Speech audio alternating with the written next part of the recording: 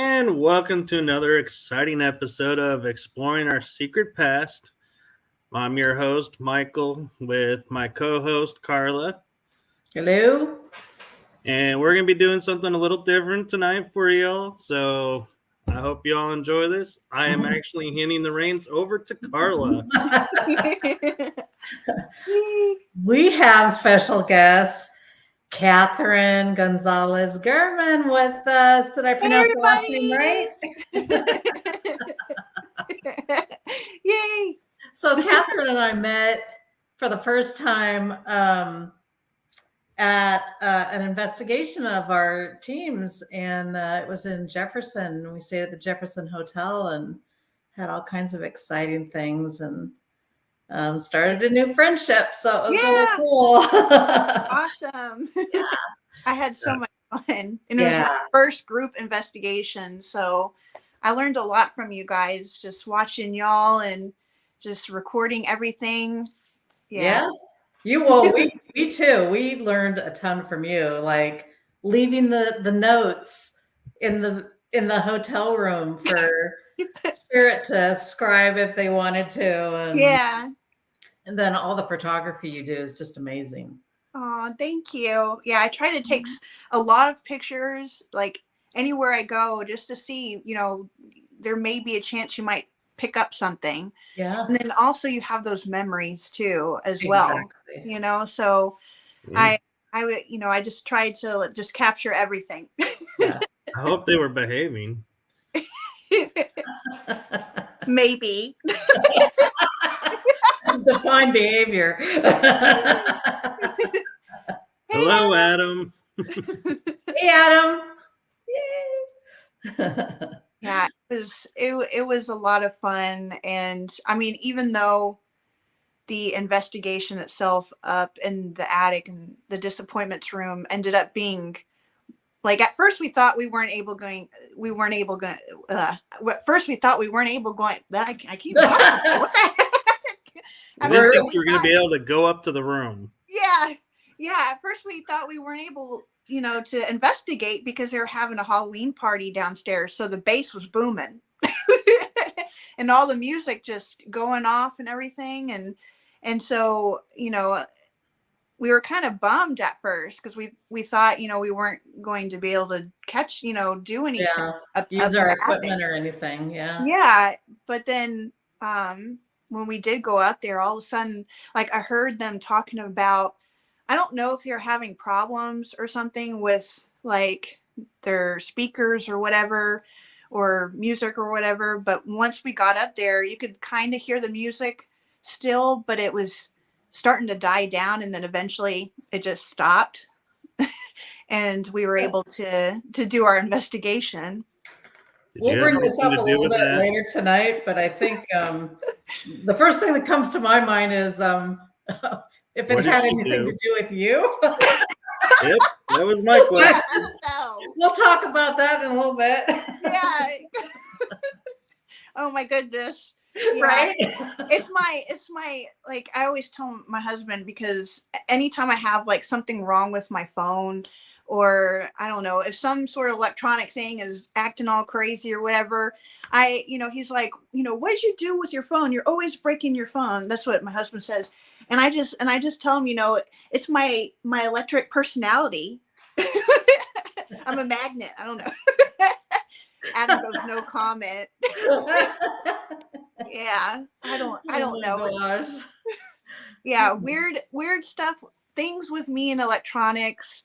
I don't know. Weird things happen with me and electronics. I don't know what I'm doing. It just, okay. I'll just bring examples. So a little bit of my dental history. No. Perfect.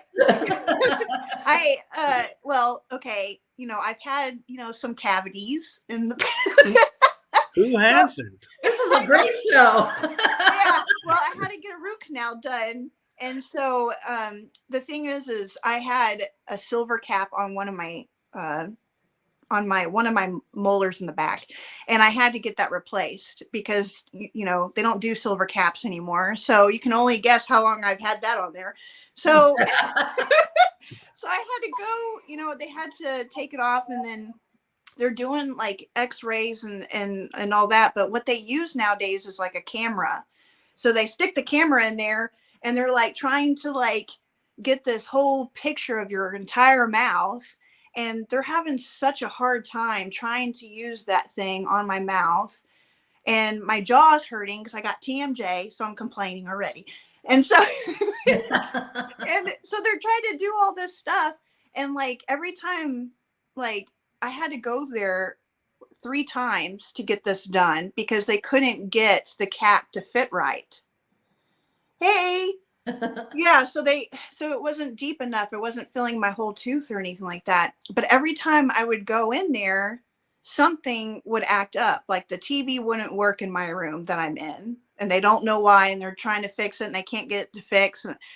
Or like the last day, the 3rd day that I had to go there to try and get refitted and everything, they needed to do some more x-rays. I've had a ton of x-rays. Maybe that's the problem. Yeah. I'm just full of radiation. Okay. So I go there, and they're going to get the x-ray machine out to take some pictures.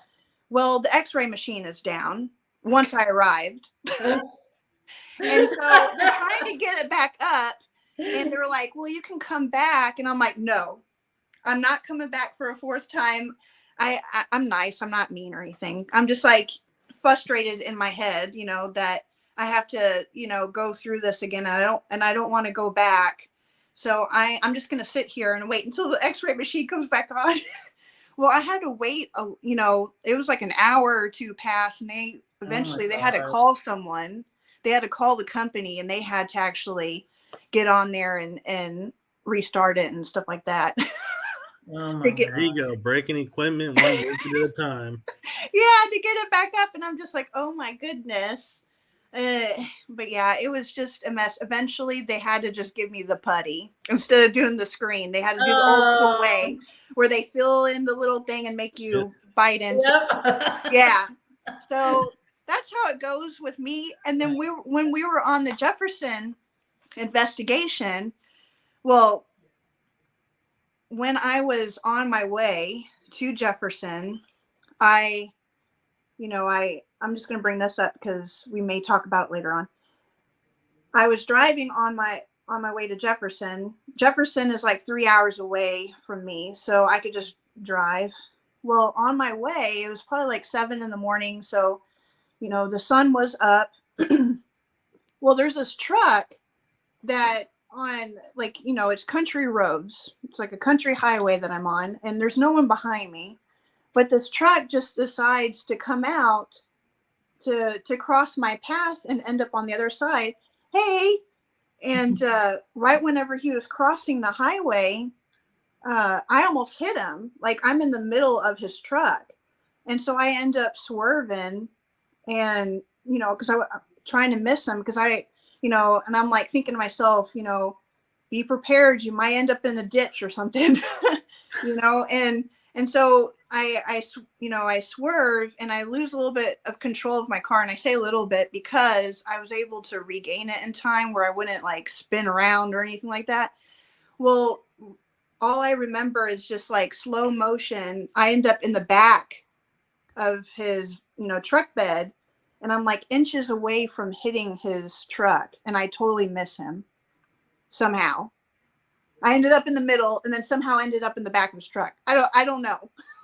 You had a guardian with you. Yeah, and it was the craziest experience, and I'm like shaking, but I'm also like really glad that nothing happened to us. I wasn't hurt. No one was hurt. And because I would have been really disappointed, that I wouldn't be able to make it. Like I really wanted, to meet you guys and to go on this investigation. And so when that happened, and then once I arrived in Jefferson, that's when we all went to brunch, and we were all talking, and I told you guys that story, and then I told you all about my magnetic personality. No. Yeah, which Adam has something to say. Adam, I still think you had something to do with my phone malfunctioning when I landed back home. Oh, yeah, because he even said that when he got on the plane, I think it was his second plane ride, or whenever he got off, he was looking at his phone and it said that he didn't have any service or something like that. And he's like, what the heck? Like, and then the only person that popped in his head was my name. But yeah. Hey, Enoch. Hey. And so, yeah, it was crazy. And then whenever I was telling you guys this, my mom, she was actually in the hospital at the time, but when she ended up going into the hospital because she was having shortness of breath and a lot of stuff going on, and the doctors were trying to figure out, what she had, because they tested her for COVID and everything, and it all came back negative. They thought she had pneumonia, but come to find out, my mom had sepsis. She had a really bad infection. And when she went to the emergency room, the number 13 was the room that she, went into. And the significance of that room is when my mom's dad died, my grandpa,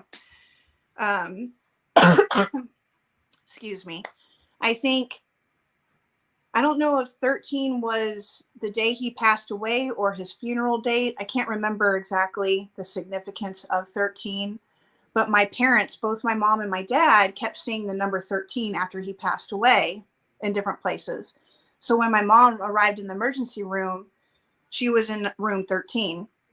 And so my dad texted me that. He's like, guess what's weird? Your mom's in room 13. And I'm like, that is weird. And so I was telling you guys, that because we also brought up, Patty Negri, like how I had a reading from her last year in August, because she didn't come down because I think during that time the pandemic was going on. So we had online classes with Patty, and through the Miracles of Joy shop, metaphysical shop. Yeah. So I shot there at their store, and I really wanted, to take her classes, and I, at the very end, you get to do a seance with Patty and all that. One day I want to do it in person. It'd be really awesome. But I had a reading done through her, and she told me that I need to pay attention to numbers. And what's weird is my parents pay attention to numbers, and they're getting all these different, signs and stuff like that. And so it was weird that she even mentioned that, because, I didn't tell her anything. She was just, giving me the reading. Right. And so when we arrived, and I was telling you guys that at brunch, the next thing that we were going to go do is we were going to go to the Grove. And there was only going to be 11 people going through the Grove for the ghost tour with Mitchell. And there was two additional people that came, which made 13. So, and then Carla, you turned to me and you're like, 13, you remember your And so it was kind of funny because, I almost got into this car accident, and then here there's 13 people going on this, ghost tour with us, or, 13 in total. It was almost like, it was, my grandpa saying, it's me, I'm here, I'm watching you. Yeah. Yeah, exactly. Yeah. And it's crazy because I've had some crazy experiences with my grandma, my mom's mom, and then now this with my grandpa, my mom's dad. So it's like my grandparents are with me, and which they are, but I've also had some other experiences dealing with that, and I'll talk about that in a little bit later. But that was very crazy. Don't forget to mention the cat you almost kidnapped. Okay. What's up with you kidnapping cats now? I'm not kidnapping no cat. Okay. I'm an animal lover. So I live out in kind of, not really it's kind of the country, kind of the suburbs a little bit. in northeast Texas a little bit. So there's a lot of cow farms and horse farms out here and stuff. And I just love animals. If I had, a farm, that'd be awesome. But it's a lot of work, to raise animals and stuff. But every time I see cows, and they're close to the fence, I roll down my window, I moo at the cows. Yeah. So we saw a cat. We saw two cats, actually. We saw one at the general store. Yeah, the general store. Yeah, and that cat was very friendly. It laid down, and I was able to pet him after he was done eating. And then at the Grove, there was another cat, very friendly, very talkative, very vocal cat. And we were all sitting, and then I see this cat, come across, and I'm like, oh, wait a minute, I'm going to get up and go pet the cat. And so I get up and I go pet the cat, and everyone's just like, watching me and laughing at me. It's like, we lost Catherine. She's after the cats. Yeah. So cats will do that to you. Yeah, I love animals. I've always been a big animal lover, and I don't know, like I don't know. I had some cool experiences, like at the state fair, the Texas State Fair, where they have the little farm animals and stuff. Uh-huh. There was a cow in there that would only want to eat out of my hand. Kids would put their hand in there with the food, and it was the same food, nothing different. But when I put my hand in there, this cow just wanted to feed, get it out of my hand. So I've always, I don't know, I just love animals. Yeah. And I think they can, kind of sense that about people and stuff. But like when we were on the ghost tour in Jefferson. Mm-hmm. So after the Grove tour, and we had that light that went off. He has at the Grove, Mitchell, upstairs, he has like a motion sensor light. And I'm taking pictures of the stairs. And then I stopped taking pictures. And then all of a sudden, the light upstairs, the motion sensor went off. And Mitchell says that it only goes off if somebody's on the stairs. And there's no one on the stairs. We were all downstairs. And we never went up there. Yeah. Yeah. Well, I mean, no one living. Yeah. No one's on the stairs, and so we're all like, that's weird, But then also another thing happened when we went on the actual the Jefferson ghost tour with Jody, and when we got to the Excelsior Hotel, and she was explaining, all the occurrences in there, and talking about how they don't like to talk, the people that own the place, and then the hostess, or mm-hmm. people, they don't like to talk about how it's haunted or anything like that. They don't like to mention it. And how Steven Spielberg stayed there, because I think that was in some I don't know, movie that he was making. He was looking for areas around the place to make the movie, and then he had some experiences there, and those experiences that he had at the hotel inspired the Poltergeist movie. And I happened to be wearing the Poltergeist t-shirt, and you guys, I had, no idea. I mean, I just happened to wear my Poltergeist t-shirt because it had, ghost on it. Okay. That's the reason why I put it on, but I had no idea that, those events could have inspired Poltergeist. So, and I'm just like, when she was mentioning it, I'm like, oh yeah, I'm wearing it, And then all of a sudden she starts talking about Catherine. Like, I don't know if it was like a ghost. I should have been paying more attention, but I was just thinking, like, sometimes I have like ADHD thoughts, as you can tell.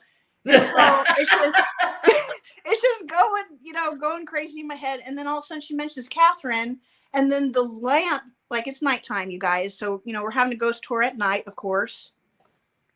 And so there's a street lamp that's just, that's on. And then all of a sudden she mentions Catherine, and the lamp turns off. And then Jody's like, well, that's weird, And so I'm like, okay. And we're all looking at Catherine. Yes, this isn't part of the show, and so I'm just like, okay, that is weird, and I didn't get any like scary vibes or anything like that. I just felt more like, oh, that was neat. And then when we were moving on to our next location, I turned and I looked at that street lamp before we started walking with the group, and I was just like, well, I guess that street lamp's not going to turn back on. And then all of a sudden the lamp turns on right after I said it. And all I see is Adam's face, and he turns and he looks at me and he's like, You're a freak. yeah. He's like, Oh my gosh. And I'm just like, well, okay. And so we start going on to the next location. It was really funny. And I think whenever we met for brunch earlier that morning, and I was telling you guys about my magnetic self, Magneto over here. Hello. And I think the speaker, y'all mentioned that the speaker sounded like the music or whatever started to get staticky. Yep. Whenever I said that, and I'm like, oh Lord, I don't know. I don't know if it's me. I got an attachment. I don't know. I still think I want to run when Adam went back to his room, when we first came down from the attic, and he went to go put away his equipment, and then all the electrical stuff started messing up in his room, the lights. Yeah, he said that he turned the light off. Oh no, he didn't turn the light off. He had it on. Yeah, he had the light on. And then like when he got into his room, the lights were off, but the light was on. The switch. The switch was on. Yeah. And so when he was like, okay, and I think he turned it off or something, but then all of a sudden it started to flash like on and off. And he's like, no. No, I'm going in y'all's room. Like that's right. Yeah. One big happy family. Yeah. And so oh my gosh. Crazy stuff. And you said Adam was in the train room, right? Yes. Oh, I was just throwing that out there. So people were like trying to think, trying to get the same reaction, know which room to stay in. Oh yeah. Yeah. Sorry. Well, like, in our room, we Terry and I, we were in room 17, and I had no idea that this happened before because I started following Jeremy. Jeremy is the owner of the Historic Jefferson Hotel, and he has a YouTube channel, the Historic Jefferson Hotel YouTube channel. And so I started following his channel after we got back.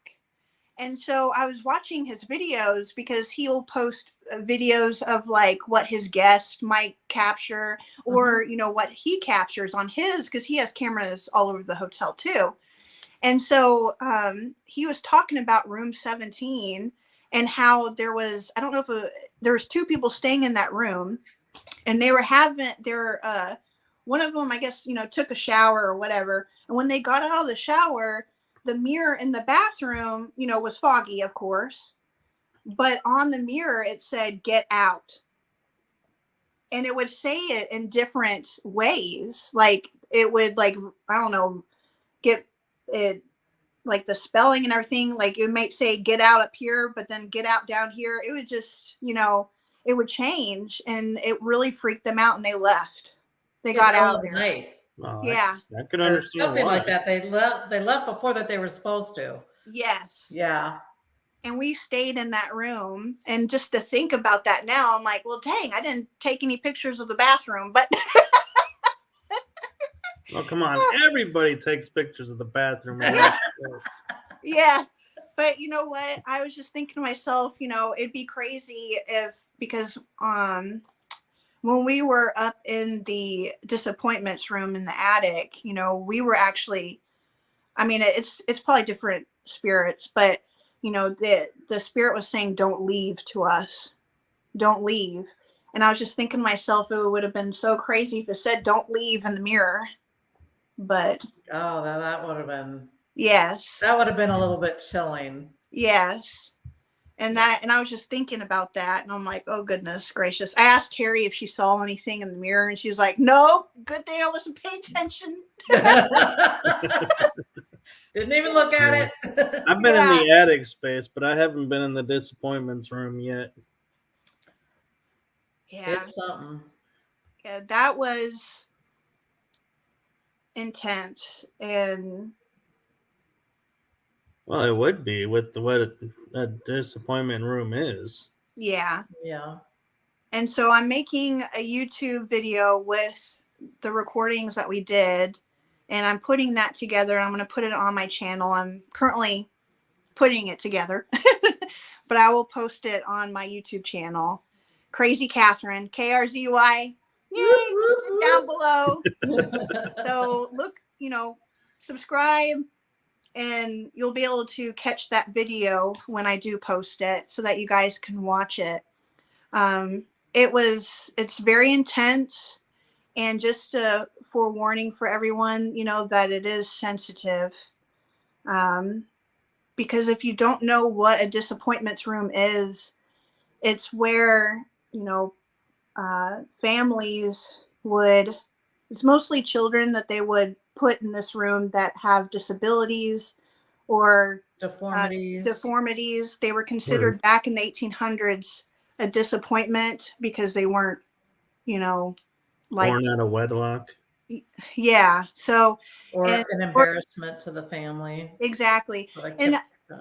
And I just have a feeling that it's not just people that are deformed or have mental, disabilities. It could be somebody who is like, not necessarily mentally challenged, but I think also like people that have had mental issues, like really severely depressed. I think those people, I think were locked in there too. And these families would just, keep them out of society, just like Cinderella, if you want to picture it like that. Just like Cinderella, how the stepmother didn't want the prince or anyone to know that Cinderella existed. Yeah.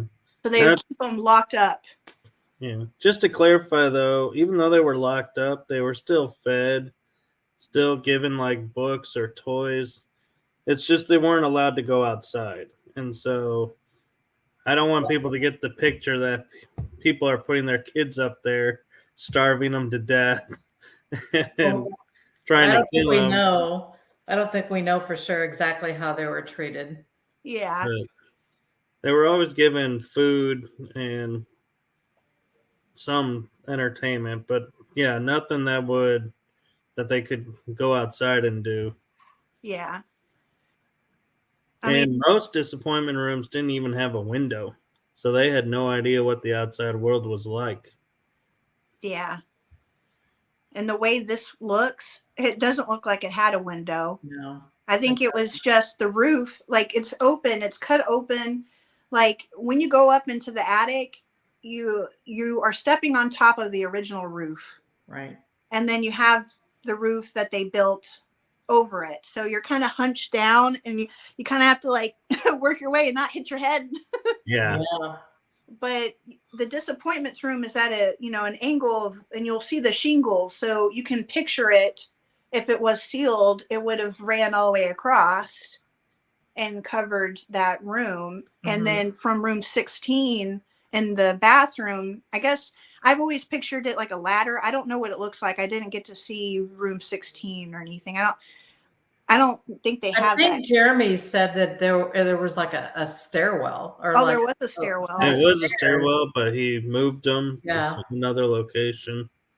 Oh. And that's why that room's configuration is not like the other rooms. Oh, okay. I didn't even see what room 16 looks like. And so I didn't go in it either.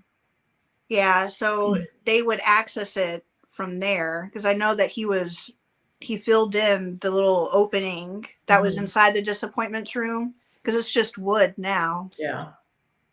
So you can't access it from that room to get up there. Right.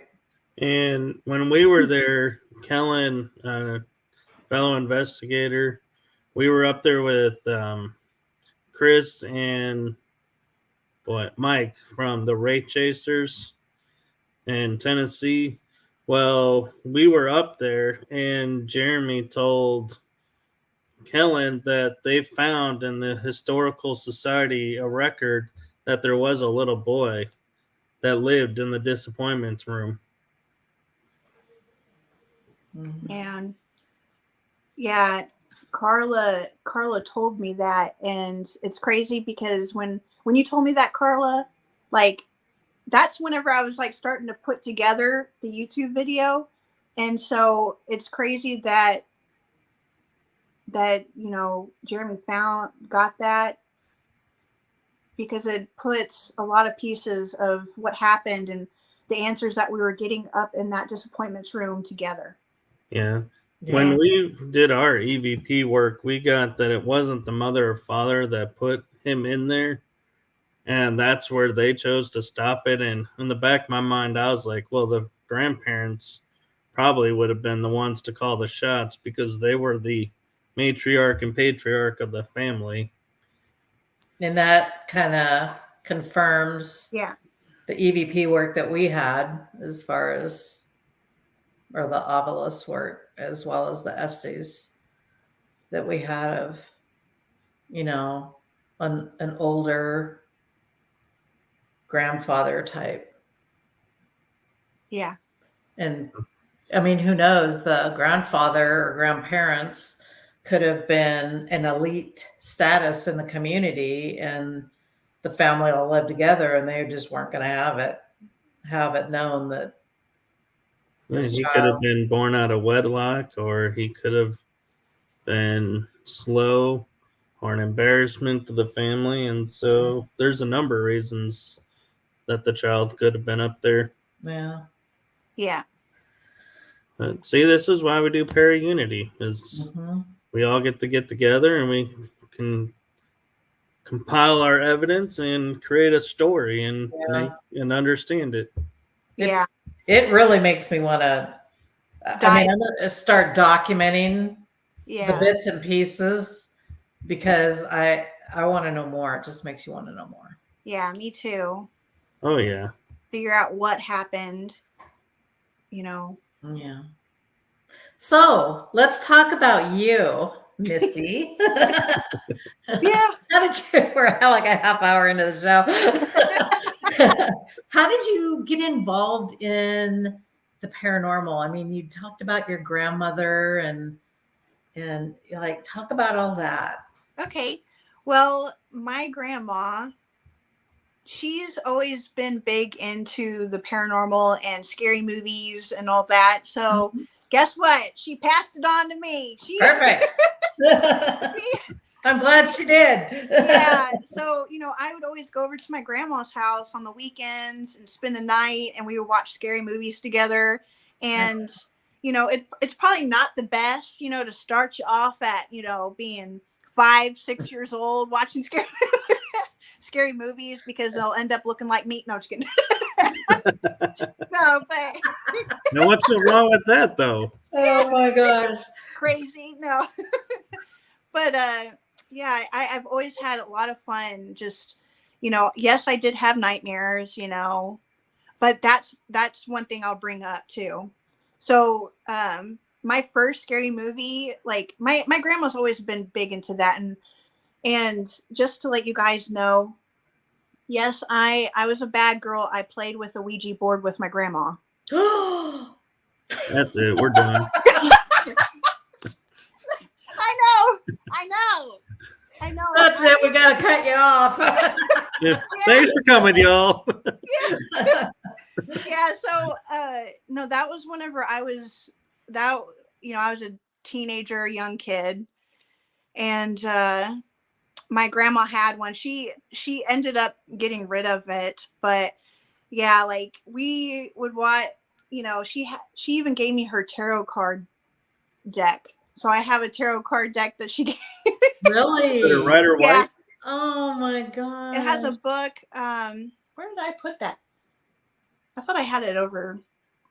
Oh, it's somewhere around here.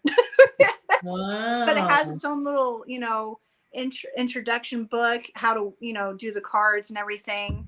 And and like I said, I know, whack my hand. Luckily, nothing happened when we did the, the Ouija board, opening up doors, yeah, letting everybody in. Yeah. Yeah, I mean, I realize that now because they make these boards, and of course the board itself is not going to do anything. It's your intentions that opens up these portals and stuff when you're playing with these boards. So it's dangerous because it's not just your grandparents or whoever is close to you that passed. It's like, it's almost like, if you ever watch Hocus Pocus, and when Winifred says, book, and then the big old light shines, it's kind of like, a big old, open door welcome sign, and then everybody can come on in, kind of thing. So you got to be careful when you are using these, and really you shouldn't use Ouija boards. Right. Yeah. Yeah. So, because like I said, you can bring anybody and everybody in, because your family and close friends that have passed away are always going to be close to you. I was just listening to Matt Frazier, and he was talking about Ouija boards, and I was just listening to him yesterday, and he mentions, don't use Ouija boards, because he said, like, it's like leaving your front door open, and unlocked. Everybody, even if there's like a bad spirit just walking, around here, then they could just come right in, so, but your family and your friends are always tied to you. So you can always, contact them in other ways. And I've done that, and I'll explain that. But, so yeah, Ouija boards are not the best. So I'm going to throw that out there. Don't use Ouija board. You heard it here. Crazy Katherine. Do not use Ouija boards. Yeah. So I'm lucky that nothing bad has happened, but I do think there probably is a door open, because I don't remember exactly how it went. I don't know if we, even, I just have a feeling like, even if you say goodbye and all that on the Ouija board, I don't know if it really does close. And so, my grandma's had some weird stuff at her house happen. Like, she has knickknacks that play music and all that stuff, really old knickknacks that she has up in her house. And sometimes the knickknacks will just start playing music, and you have to like tilt the knickknack, and stuff like that kind of thing to make it go off. Well, sometimes knickknacks will go off. And my grandma's also seen, in her bedroom, she was like walking down the hallway. She has a Fox and Jacob home, so it's like they were built in the 70s, and she's the first owner of her house. So no one else has owned her house, but she was walking to her bedroom, and when she got to her bedroom, she looked up, she saw a Native American guy sitting on a chair just looking up at her, but the chair was a ghost chair. It wasn't there. So he's just sitting there, and he looks up at her, and so she turns. She's like, oh, and then when she turns back, he's gone. Wow. So stuff like that has happened. My grandma's always been interested in that. And so, she passed that curiosity on to me, what happens, and, what happens to us, that we don't necessarily, die and that's it, Right. So it's always been fascinating to me. And of course I've loved scary movies because of my grandma. so I have like, I do a bunch of like mystery unboxings on my YouTube channel. So I have like autograph mask for Michael Myers and Jason, you know, Kane Hodder. I got his signed mask. I got butcher knife that's signed by the child that played Michael Myers. I have machete that's signed by one of the Jason. Oh my gosh! So I have a bunch of stuff going on in my room. Note to self: do not go into her room. Yeah, no kidding. Flying objects. It's 24/7 Halloween in my office, and and my husband got me this paint. Well, it's a print, but it's a painting done from Bram Stoker's Dracula. I love that movie. Yeah. Yeah, that's a good one. Yeah. So I've always been into it and just wanting, to know like what's going on and the mysteries of the world. It's just fascinating, and it makes life less boring. Right. And so I got an interesting question for you, since you brought up Bram Stoker's Dracula and your love of horror movies. Who's your favorite Dracula? Oh my goodness. My favorite. And I'm talking, you can go back to the Bela Lugosi days to current. Yeah. Man, oh man. Well,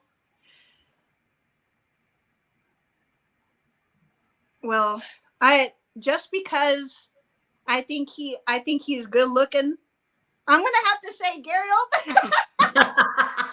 Wow. Because I love long hair, his suave, Oh my gosh. So I mean, I love, I also love Lost Boys and all that stuff. But the thing is that I like, his demeanor, his gentleman, kind of, right. thing and all that, and it's dark romance kind of thing. I don't know.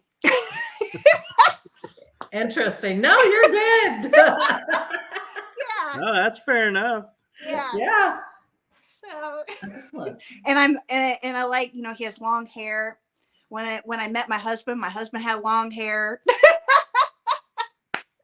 I'm seeing the pattern. Yeah. Oh my gosh. Yeah. But there you go. A little bit more about me now. But yeah. And I think it would be cool to go to a vampire ball in Louisiana, with Father Sebastian and all them. Yeah. Wow. I would totally dress up. I would get the whole ball gown. I'd go. Oh my gosh. I have a feeling you'd fit right in. Yeah. Right. Yeah, probably. Oh my gosh. Except your husband probably lose you to the long-haired vampire in there. Yeah, I don't know. No, he wouldn't. But yeah, he probably wouldn't go. I'd probably go, but but yeah. But, excellent. yeah, I was gonna mention this too. So I had a weird, like well, it's not really that recent. It probably happened. It was after COVID. It was when I was living in our old house. So this is something that's crazy, and it has to do with my grandparents that I was going to mention. So you guys wouldn't have guessed, but when I was younger, I was diagnosed with depression. And so there's times, when like things will hit me, I'll start, I don't know, when things are going wrong, should I say, and like everything is just coming down on you at once, and it's just compiling, and then you feel like everyone's mad at you, kind of thing, because if people get mad at you or whatever, and so you get really down and upset. And so I remember I went to bed early, or I was going to go to bed early, but I was just sitting on my bed and I was crying. I was really upset and really feeling down. And I was just, you know, talking out loud of how I felt, you know, and what I was going through. And then this may seem kind of, I don't know, I judge myself. So this may seem kind of goofy. I don't know. But I was just kind of like calling out to, you know, my family who has passed, like my grandma and my grandpa. And I was just, you know, talking out loud to them and just telling them like how I felt and, you know, what I was going through. And, you know, because sometimes, like, you know, there's times where you may feel like you're a burden on other people. And, you know, it's just really down in the dumps. Well, you know, after that, after I just, you know, released and just, you know, said everything out loud, hey, um, I ended up, you know, going to sleep. So I laid down and I went to sleep. Well, that was during the weekday. Well, I believe it was not that weekend. It could have been the following weekend. But on like some Saturdays, I'll go to, you know, brunch with my mom. We'll go out and eat breakfast and stuff. And one of those Saturdays, I was picking up my mom and we went to go eat breakfast. And my mom, we were sitting there eating and talking. And my mom said that she caught like orbs on her Ring doorbell camera, like just going around the front door. And she posted it on the Nextdoor app where, you know, folks can post their videos or, you know, things that are going on around their neighborhood. Well, my mom posts that video. It was either my mom or dad. Post that video of those weird orbs just, you know, popping up everywhere. And you know, she's probably saying like, you know, hey, everybody, like, have you seen this before? Like, check this out. It looks like, you know, orbs. And then she gets a message from this lady, and she just a, you know, a personal message, not a comment on the video. This lady messages my mom and she goes, you know, I have to tell you something. They won't leave me alone. I have to tell you. And my mom's like, okay, you know, what's going on? And she said that there's this lady and she has like dark brown hair and she like has a message for you. She's like, you know, if I don't tell you, they won't let me sleep, is what she told my mom. Yeah. And she goes, you know, I want to tell you this, that, you know, everything is going to be okay. Whatever you're going through, it's going to pass. It'll be okay, you know. And so my mom's like, okay, you know, thanks, you know. And my mom's sitting there thinking, you know, it sounds like my mom, you know. And so my mom's like, okay, you know, thank you, you know. And so my mom's sitting here telling me this at breakfast, you know, that she got these orbs and that she got this message that everything's going to be okay, you know. And my mom's like, I told her, okay, you know, and she's like, I don't know what, you know, what I didn't, you know, I wasn't feeling a certain type of way or anything or down. So I don't really know what that was about.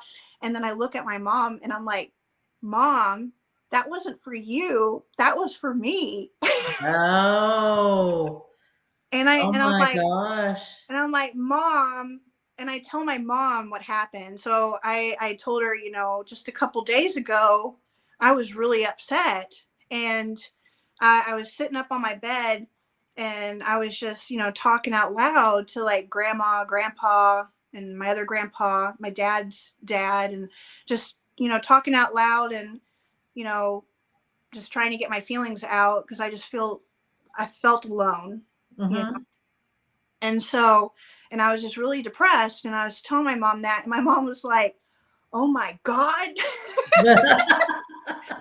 and so it was just the craziest thing. So like my mom messages the lady back and she goes, well, thank you so much. That was actually for my daughter, not me, you know. Oh my gosh. Yeah. And she's like, oh, you're welcome. She's like, I really had to tell you because they were really adamant and they were, you know, they won't let me go to sleep. So it was just, it was the craziest things. My mom had no, idea. She didn't know this lady. The lady didn't know my mom or anything.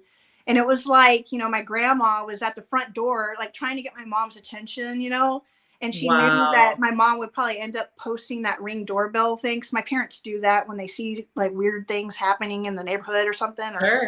Right.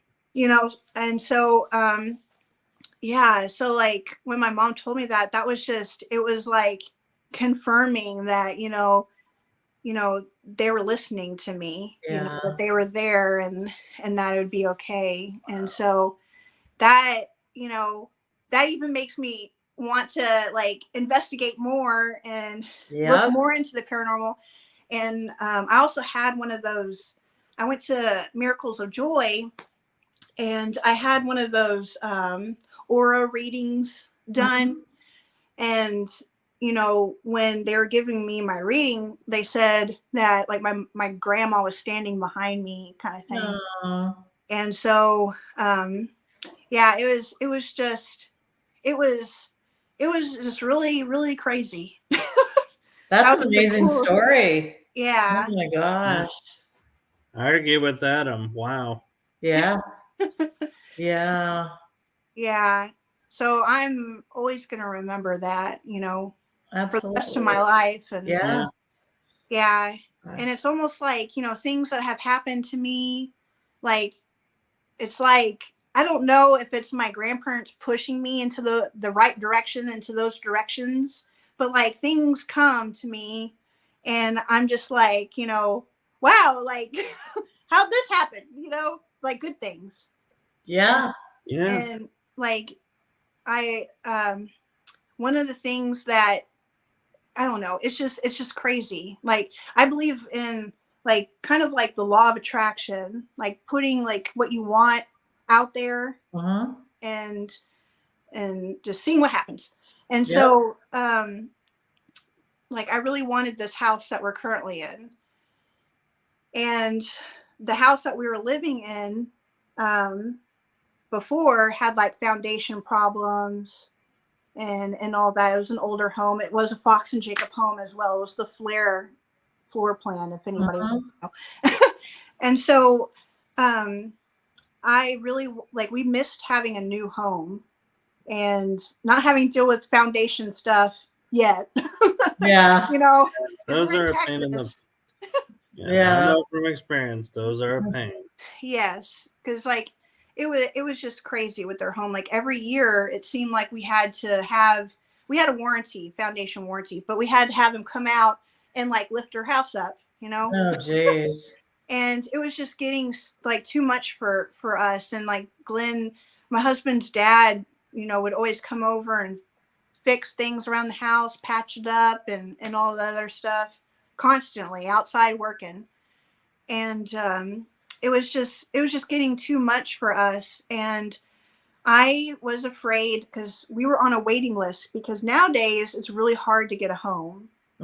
Like, well, now it may be a little bit easier, but back whenever it's almost been a year since we've been in this house. But so like last year you were put on a waiting list, and at least for the development that we were in, in order to move up in that waiting list, you had to pre-qualify for a loan and all that stuff.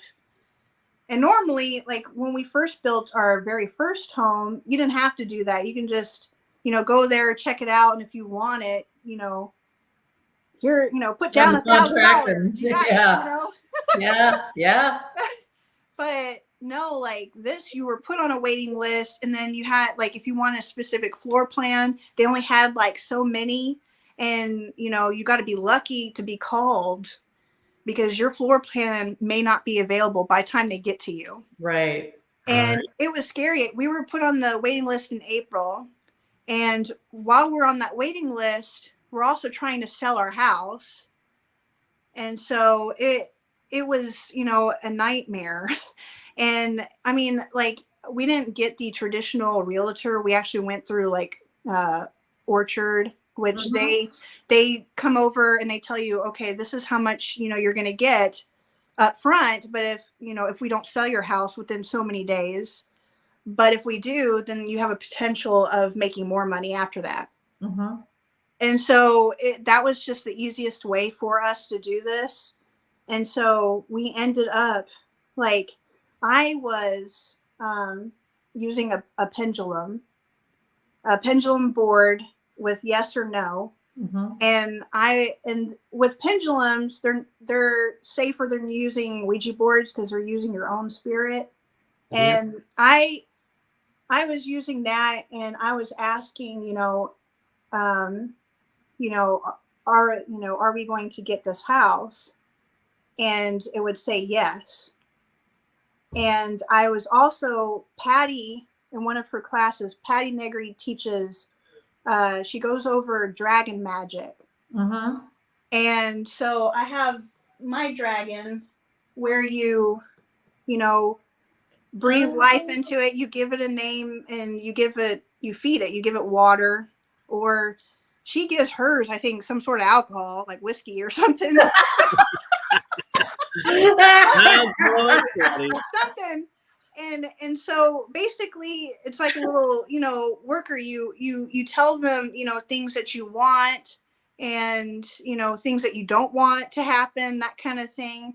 And I would, like, when the foundation people would come over, and like I would be like, don't find anything messed up, and help me, that kind of thing. And I would say, I want this house, and I would just picture it in my mind.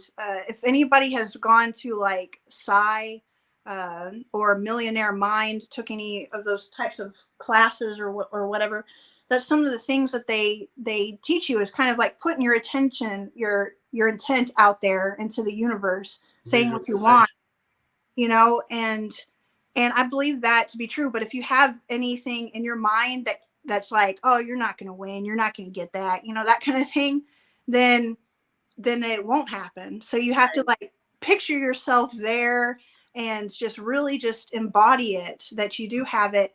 And we ended up getting this house and then selling our house.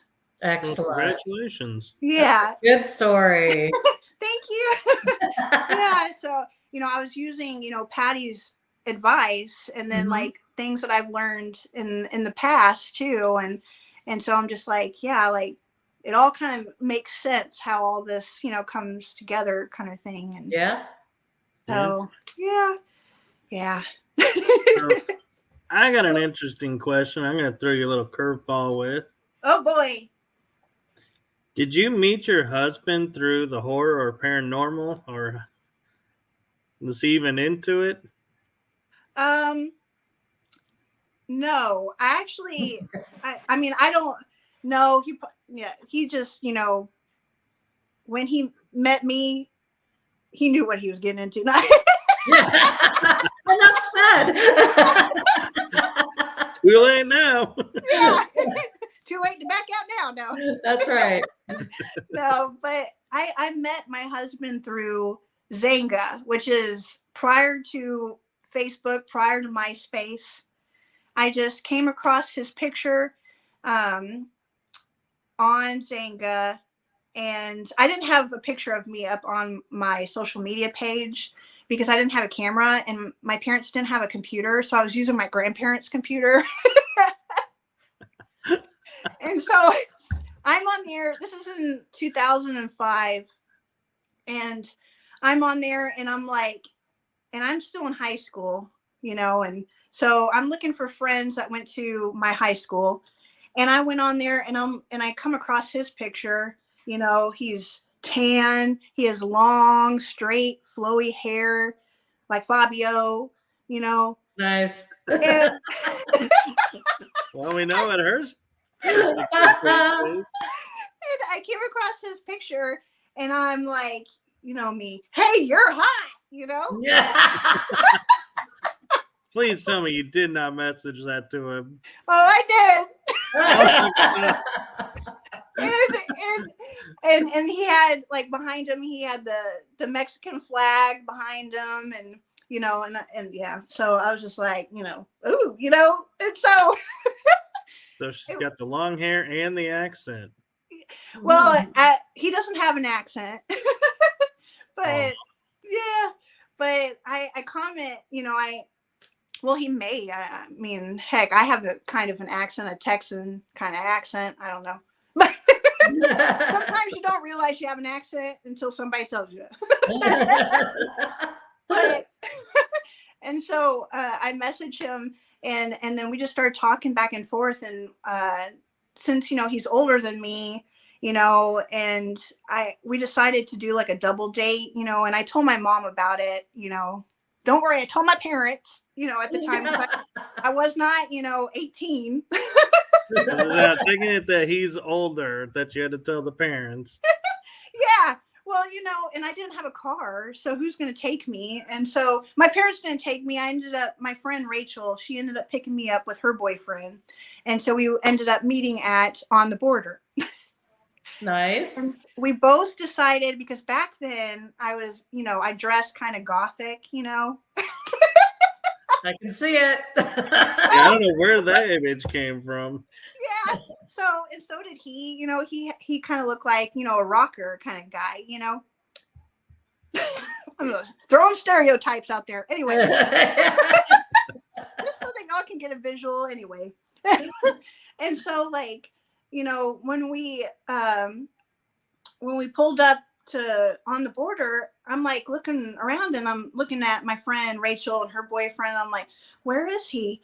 And then all of a sudden I see him, because like David's like doing this to like tell me, he's coming, and then all of a sudden I see him behind David, and he gets up from the table and he comes walking. It's like slow motion, long hair, walking blowing in the wind. So your classic goth girl meets rocker guy. Kind of doing this thing. Yeah.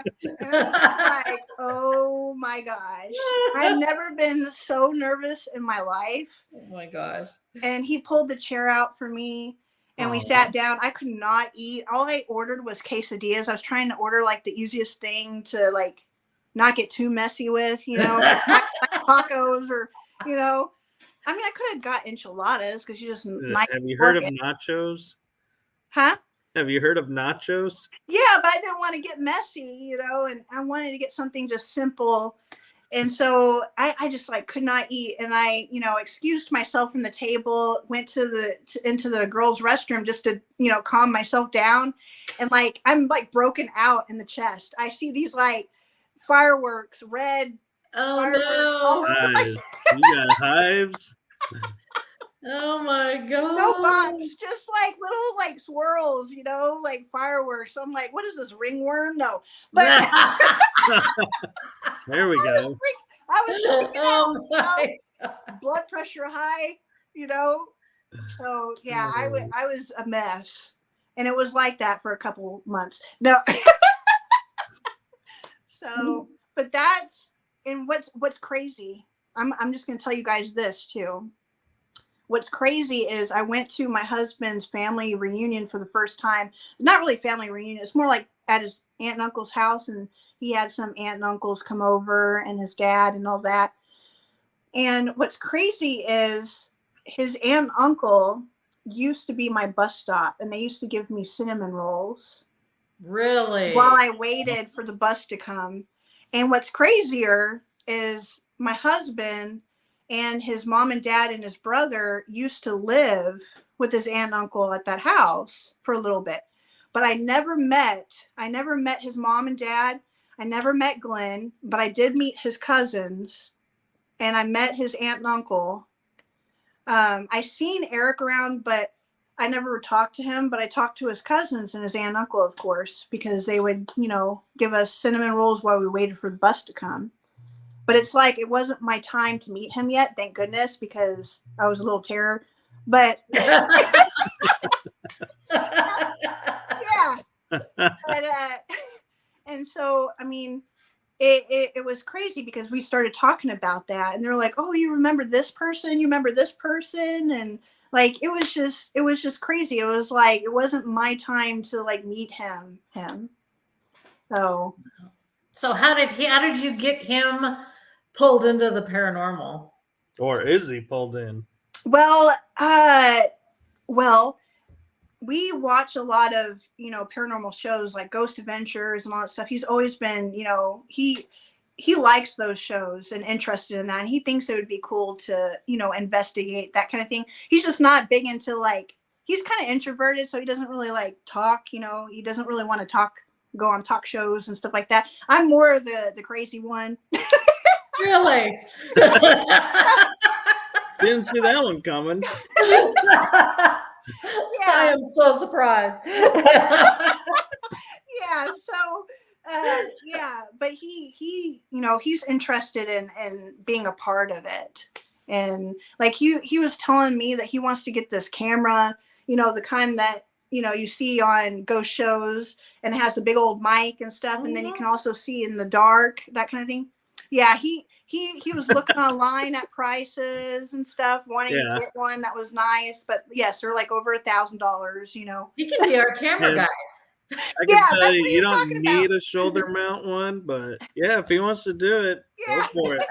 Yeah, he was talking about that he could just record us doing our thing kind of thing and just record everything. I'm like, okay, that would be cool. Yeah. Yeah. So I'm like, then you can kind of just go around and do your own thing and not have to worry about all the gizmos and gadgets. Yeah. But I don't know how. I guess maybe I kind of got him into all that because I don't think he really watched those shows before, I met him, kind of thing. He just I don't know, just like coffee. He used to not drink coffee. And then now he drinks coffee all, every morning like me. You're a paranormal influencer. Yeah. It just kind of it just, spread like a disease. I'm just a disease. Wow, way to make our field seem Did really you talk cool. to him about the Jefferson experiences? Yes, I did. And I told him, what Jeremy found and all that, what you told me and what Michael just said. Yeah. I told him that and he was like, wow, There's one more puzzle piece. Yes. Puzzle pieces. And that, I mean, it's a sad situation, but it's also very interesting, and not to sound like disrespectful or anything, but it is fascinating. Yes. Yeah.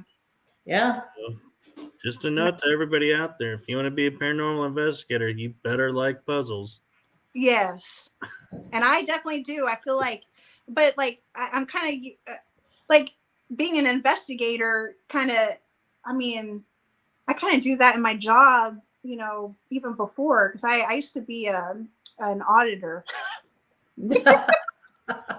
Oh boy, me auditing your work. Nice. Great. This is just getting better and better.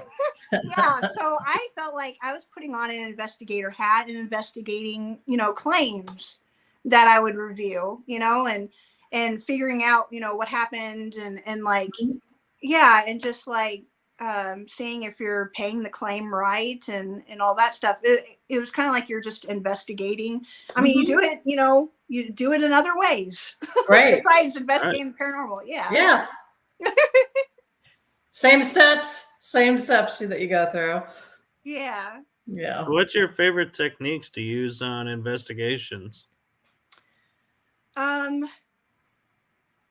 really like if I had one, but Carla, you used it. I really like it when you ask questions and it's like the Estes? Yeah. The Estes method? Yes. That's it's like an obelisk. Yeah, that's my favorite. Yeah. But I guess we should have asked in the beginning, how many investigations have you done? Well, the Jefferson Hotel was my second. Okay. You did a phenomenal job. Thank you. You're welcome. When I'm watching these paranormal shows, I'm pulling from what other people are doing, what I'm seeing, what they're doing. And then I'm like, okay, what equipment, what tool are they using? How much is it? I want to get one. And then I want to try. Does Amazon have it? I'm seeing how they're using it. And then I want to see it for myself because yes, what you see on TV and Hollywood and all that stuff, it's very, you know, you don't really know if all of it is truly true or not, you know, because they you know, they may dress it up for TV a little bit, and sometimes it's not, you know, it's you know, what you see is what you get, and sometimes, but in real life you may not get anything on your investigation. That's, you know? that's a fact. And it could be, you could be sitting there for hours not getting anything, you know, but and so I mean, I knew that, but I've always been wanting to experience it myself. I see what other people are experiencing, but I just wanted to be there. And I wanted to try it out. So I'm like learning from TV shows, from you guys, seeing what you guys do, what you guys are using, and just listening, watching, and learning, and wanting to do it. You were awesome to investigate with. Oh, thank you. I appreciate it. Yeah, the first time that I did it alone, and I went to Goatman's Bridge, Old Alton Bridge, because that's near me. That spot. Yep. And I used to go camping in the woods back there, and so no wonder I have an attack. No, just kidding. That explains so much. Yeah, no. Well, before Ghost Adventures did their episode at Goatman's Bridge, we used to go camping back there. So it was probably like 2009, 2010 when we went. And I think Ghost Adventures went in like 2017. I can't remember when they went, but it was after. But when we went there, we would go camping back in the woods back there. And but see, we weren't looking for anything. We didn't bring any kind of equipment or anything. So nothing really, you know, bothered us when we were out there. And when we would go, there wasn't a lot of bugs because it was colder. It was cold outside. So there was spiders like you saw at Ghost Adventures and all that stuff. And things weren't so overgrown. Now it's kind of overgrown where we would go camping. There's like really tall grasses and stuff. You need a weed whacker with you. Yeah. So, but yeah, and then game wardens would come and they would check, you know, if they see you camping and stuff, you know, they check your tents. And then if you're fishing, they would make sure that you have a license, that kind of thing. There's game wardens in that area as well. And so, like we would go camping back there, and, you know, I always knew that it was haunted. I grew up knowing it was haunted because of my parents. You know, they went to, you know, the high school that's not far from there. And it was always, you know, the talk of the town. Everybody, you know, would bring their girlfriends to scare them. You know, kids would go there on Halloween to scare each other, that kind of thing. And so we always knew about like the different stories about how, you know, when you leave your lights on your car or something like that, if you honk or something, your lights turn off. And then I just recently read, like, if you knock on the bridge 3 times or something, you know, people seeing like a goat man kind of apparition out there, that kind of thing. We never tried any of that. We didn't try to disturb anything like that. So we never got anything when we were out there. But when I went out there not too long ago, it was probably like just a couple months ago, I went out there on Sunday to do one of my investigations, but I went live on Facebook through the Temple of Phoenix Rising Entertainment's Facebook group. And I went through there, and it was kind of weird because I had a attachment mic, so the mic wasn't working right or whatever. But once I got in the backwoods, because there's a lot of people there for a Sunday, there's a lot more people that I've seen in a long time hanging out at Goatman's Bridge now. And I don't know if it's because, you know, after Ghost Adventures came, and then they also have their own, not Ghost Adventures, but they also have tours set up. I think it's Becky Vickers. Yeah, so more people are starting to flock to that area now than just the local people. And people are going fishing there. And then, you know, then you have people doing photo shoots. When I went there, there was ladies dressed up as mermaids on the bridge. I don't know. Oh, that's different. Yeah. They've recently painted the bridge too. Yes, because there was so much graffiti. Yeah, and it was really sad. It was really sad. There's graffiti like on the chairs. Now they have a sign that says that they have cameras. But yeah, it was just really crazy. Like when we went camping back there was no graffiti on the bridge or anything like that a long time ago. But now there's just so much graffiti, and then they paint it, but there's still graffiti on one of like through the trails. There's still graffiti on this little stand where I think they used to maybe put flyers on it or something. I don't know what it is exactly, but there's graffiti all over that still. Yep. But yeah, like we net like when I went back there, I brought because I just bought a spirit box from Ghost Stop, and I brought that with me, and I also brought my K2 meter. And once I got into like the backwoods, because I was alone, there wasn't anybody around. I was away from all the people. There's some people that will walk the trail too, but I just went back there to be alone from everyone. So not everyone's all like, what are you doing? What's that noise? Yeah. And so I had my K2 meter out, and I was asking questions, and it just started going crazy. And I would turn all the way around, and it was just lighting up like crazy. Just Really? Yeah, it was just crazy. I was just spinning around, and I'm like, what is going on? There shouldn't be like anything over in this area. It's just trees. And so, and then all of a sudden it just stops, and nothing goes on my K2 meter. So I bring out my spirit box, and I started asking questions, and I put it on the AM channel because FM is just too convoluted. And there's too much stuff on the FM. Yeah. So I put it on AM, and I just had it scan through that, and I was asking questions, and I was getting responses. Like I asked what its name was, and it said Brian.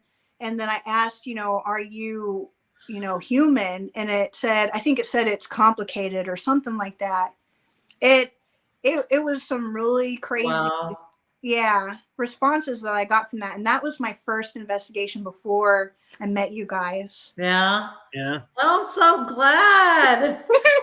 So I can tell you on Goatman's Bridge, I was there one night with an investigator named Lauren and an investigator that Carla met named Tim. And somebody fired a shot off into the air. And at that, like literally just like a few seconds after that, we had a shadow figure just bum rush right through us away from the bridge. And it was like, yeah, that was one of the first times I ever had a spirit actually running from a location through me. And that's we all were like, wow. back, and we were like, whoa, what just happened? Yeah. Gosh. That's nuts. That's crazy.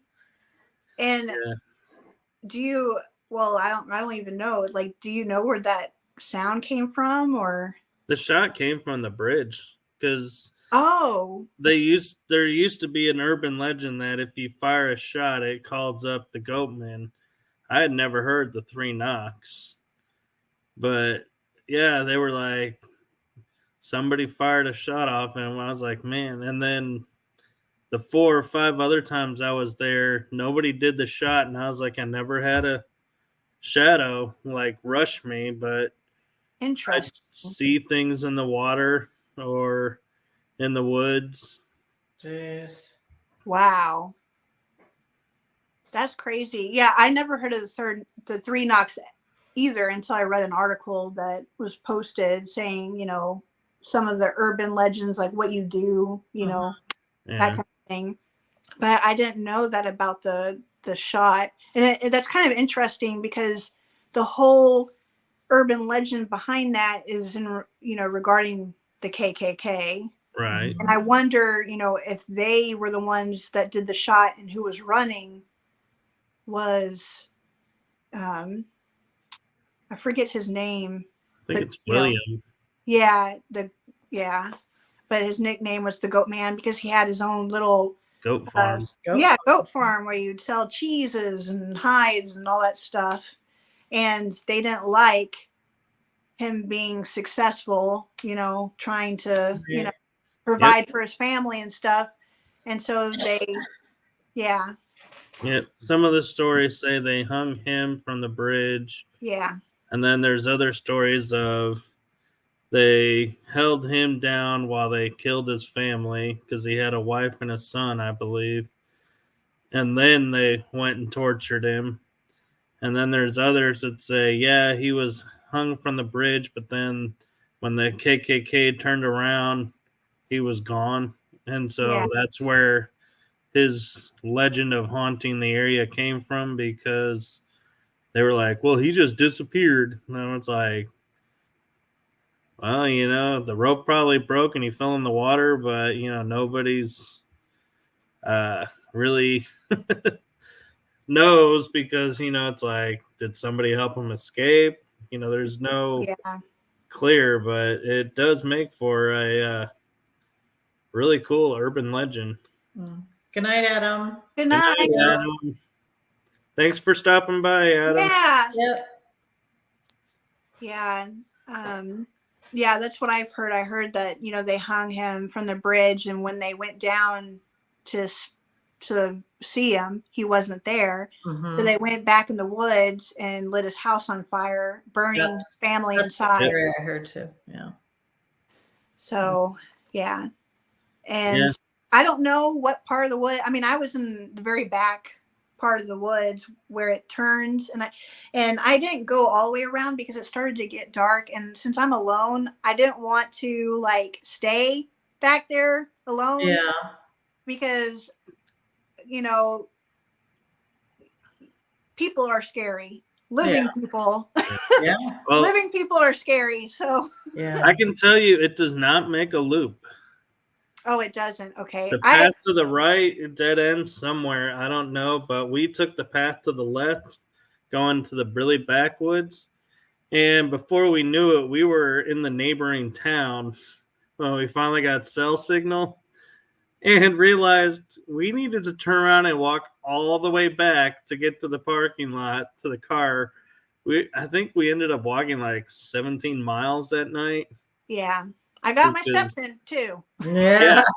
You'll get your steps in at Goatman's. Yes, definitely. I didn't know if it did that because even back then, we would go in the back because there used to be a creek, and we would go and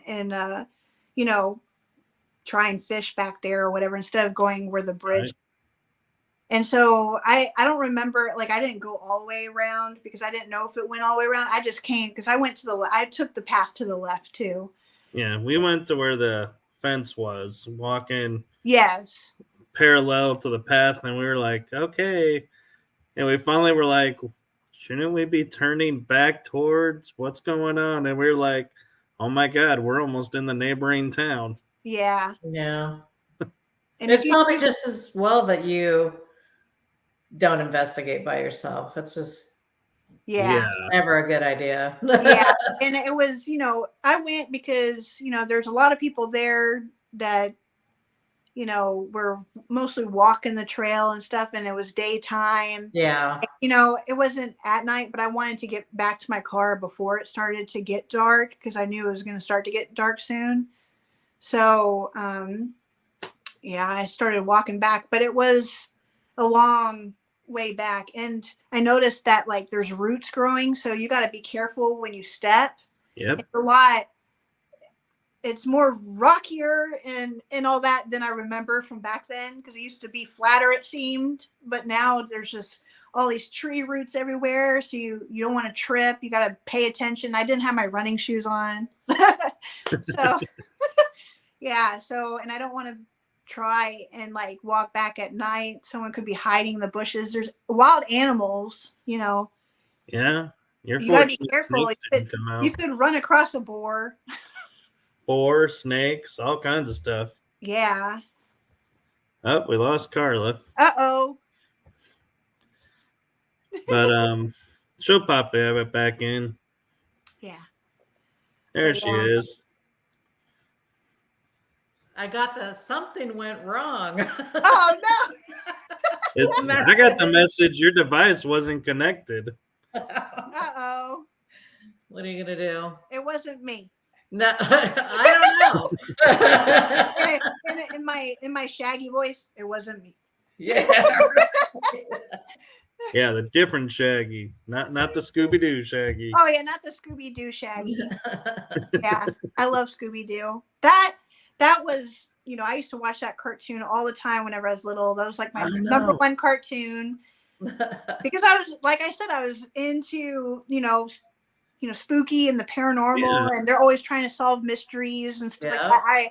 I loved that, and I've always been into that ever since I was a little girl. So yeah, it always cracked me up how they just stumbled into every mystery that, sometimes it's a relative, but usually it was just passing through, and they just happened to stumble on this mystery. Yeah, and put it together in a half hour when cops were spending years trying to figure it out. Yeah.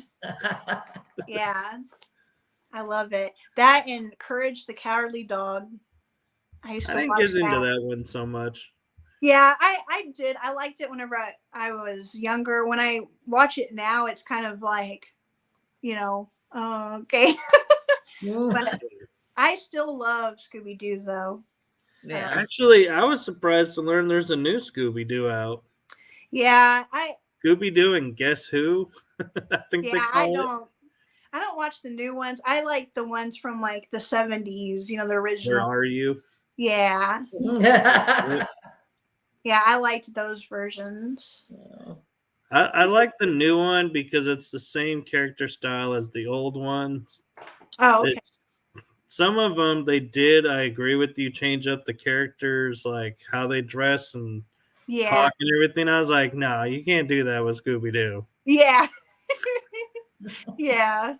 I don't think I've watched any of the new ones, but I just remember seeing like some cartoon versions of them, and they just looked totally different and weird. So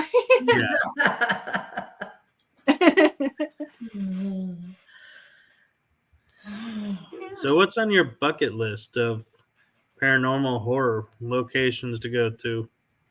Well, I do want to.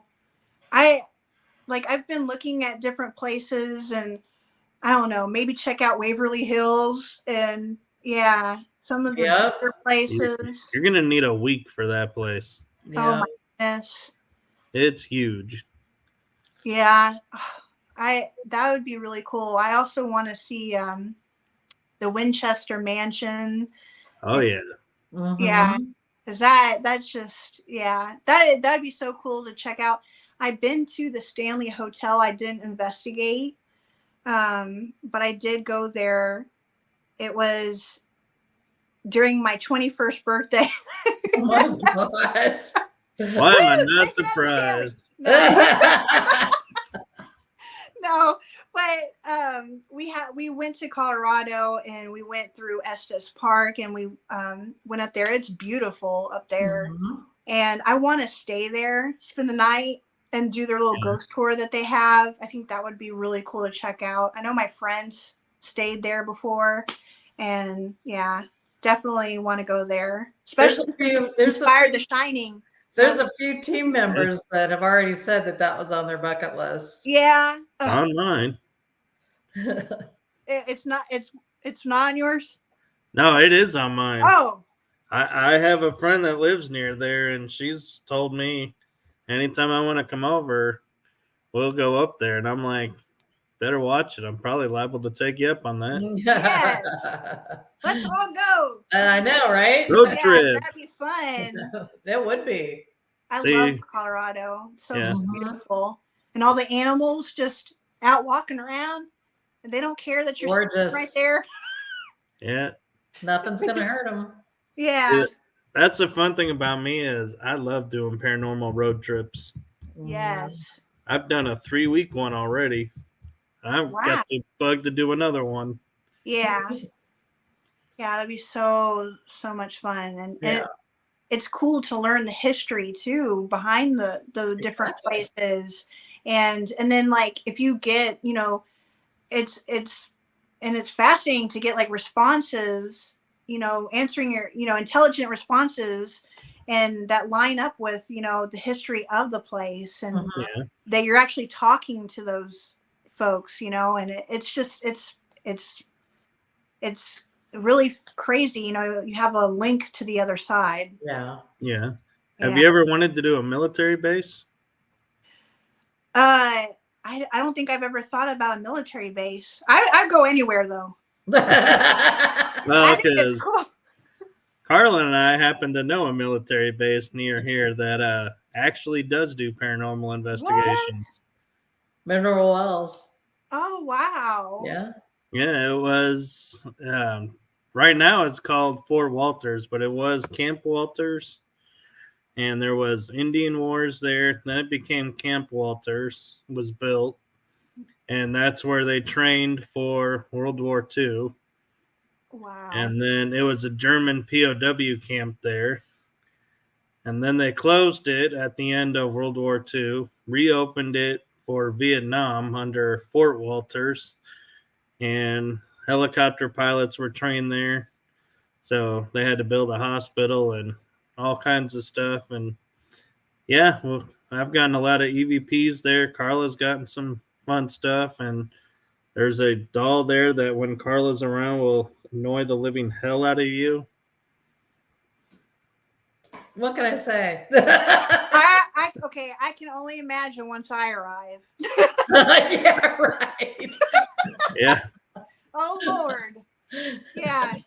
The energy, bring it with me. Oh, That's Lord. right. Did you ever watch the show Destination Fear? I don't think so. I don't think Destination Fear. That's Dakota Layden and his sister and two others, their friends. Chelsea. Yeah, that sounds familiar, but I don't think I watched their show. Oh, well, they went to a location in Mineral Wells that's closed now, but the doll has been moved to Fort Walters. Named Chelsea. The doll's name is Chelsea? They got named after Chelsea because she had an experience with it. Oh. It's a vessel doll. We don't know her actual name yet. We're working on it. Oh, okay. That would be really cool. Mm-hmm. I'm interested. Yeah. So, yeah, we're... Anytime. Yeah. Yeah. We can go up there anytime. That's awesome. Yeah. Yeah, I want to check that out then. Yeah. I'm also interested in I know we can't go there. But my husband's really interested in watching the Skinwalker Ranch. Mm. Oh yeah. I've been watching that show.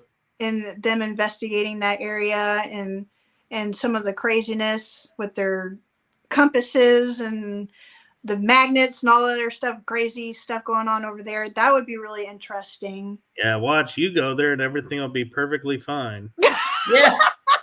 I don't get what We'll be like the anti that takes all the craziness out. They're like, we can actually do our experiments now.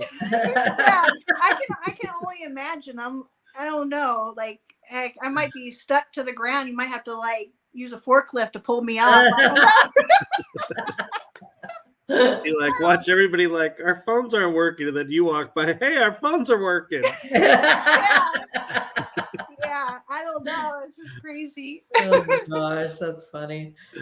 Yeah. So I always find that fascinating and weird and stuff. I don't know. It's nice to, at least for me, I find that I like to at least get some basics of the history of a location before I go, so I at least have some groundwork on how to communicate. Yeah.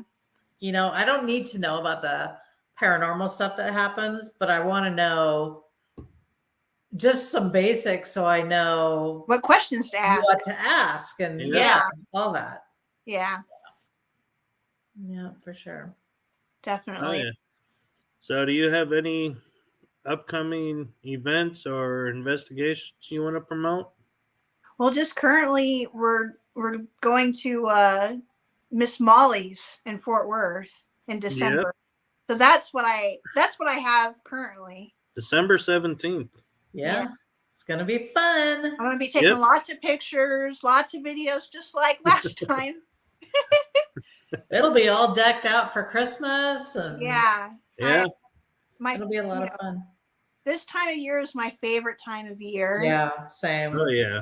I love it. And it's sad when it's gone. So this is just perfect timing. Yep. And I'll actually be there. Yay! So we'll actually get to meet and investigate together. Yeah. Yay! I'm excited. Yeah, Michael's a really good investigator. My husband. Michael's a really good investigator. You'll learn a lot. Awesome. I can't wait. I'll pay you later for that compliment.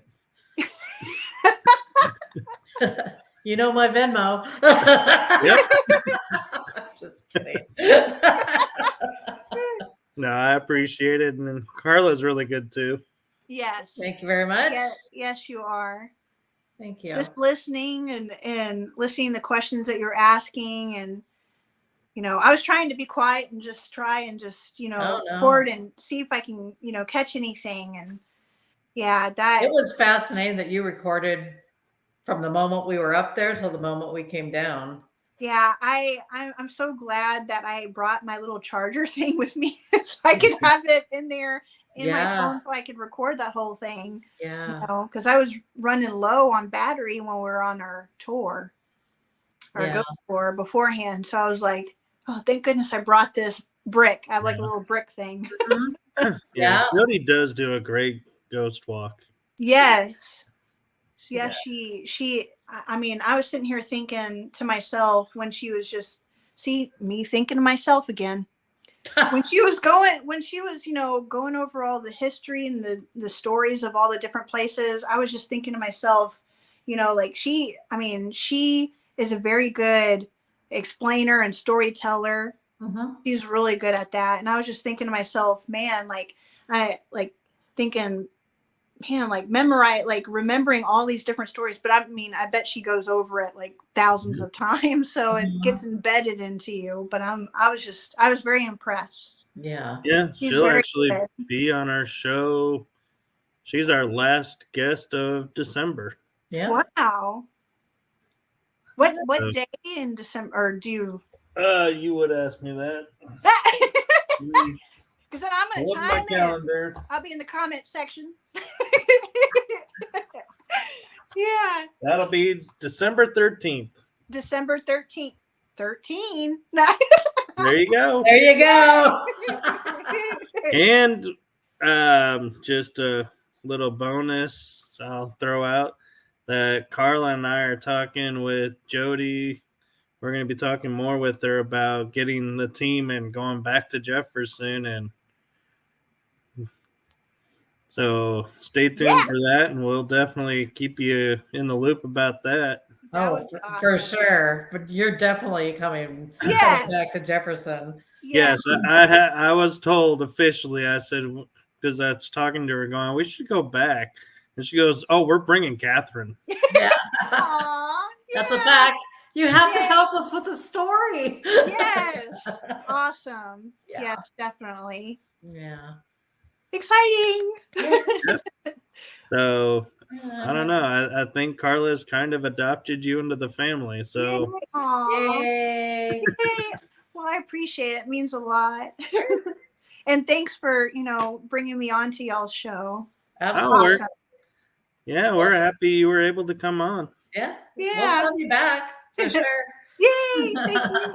Yes, and I do have to give you a shout out because what people don't realize is we schedule our guests like weeks to months in advance.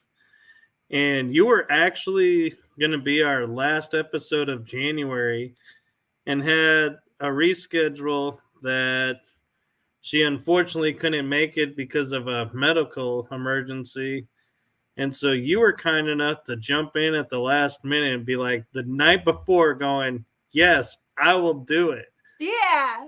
So I just want to give you a shout out that, absolutely, not a lot of people are willing to come on like the next day and be like, yes, we can do a show. We can. So thank you for that. Oh, you're welcome. Yep. Fun. Yeah. And then I finally get to meet you virtually, but then I'll meet you in person next month. Yeah. Yeah, and it was funny too, is because I said to Carla, I was like, "What do we do?" And Carla's like, "I got this." Yeah. I've already got it. We all of a sudden, didn't have someone, and it's just like, hang on. Yeah, give me 2 seconds. Yeah, and I was like, I was like, A, Carla knows you. B, Carla got you on tonight. So I was like, hey, Carla, the show is yours. What we do, it's all a team effort. Yep. Well, thank you. You're welcome. Thank you for entertaining us tonight. Yeah. Yeah. It's so much fun listening to your stories and your history and your background and stuff. And I can only imagine how much fun it's going to be getting you in the field. Oh, yeah. Yeah. She's so good. She's so good. Yeah. Aw, thank you. I appreciate it. The only thing I could say that would be more fun is if it was October and I could get you to Texas Scaregrounds. Oh, my goodness. Yeah. You know, next year. Yes, definitely. Yeah. I like it's funny because like one of the things I've always wanted to do is like work in a haunted house and dress up and scare people and oh my god, so I have an opportunity for you. Oh, okay. Yeah. Oh my goodness. And it just brought up something else. At Goatman's Bridge, we went camping on Halloween night. And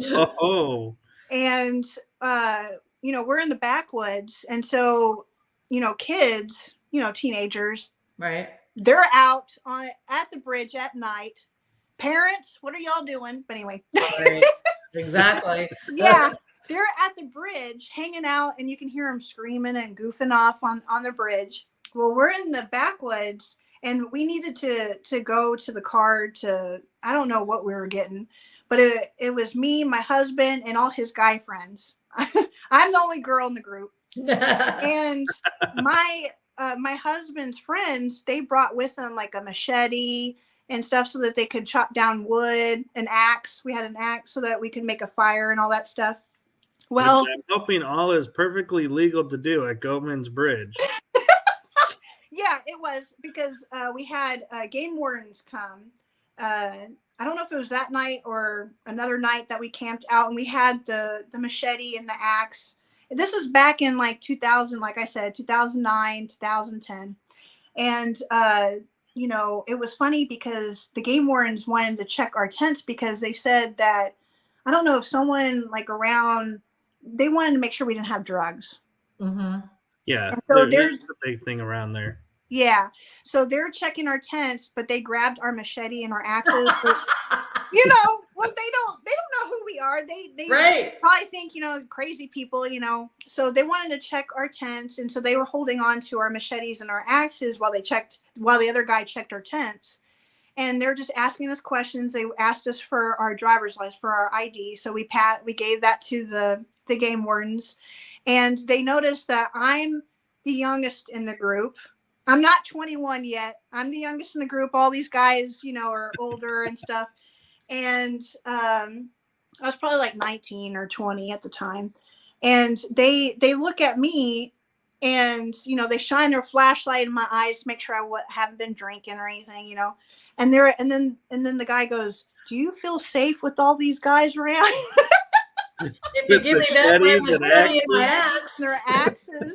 Yeah, and I'm like, oh yeah, they're my friends, and then they were like, okay, and they're like, well, they told us, they passed back our driver's license and gave us back our machete and axe, and they said, okay, well, have a nice day, and they said, and don't forget to put that fire out when y'all are done.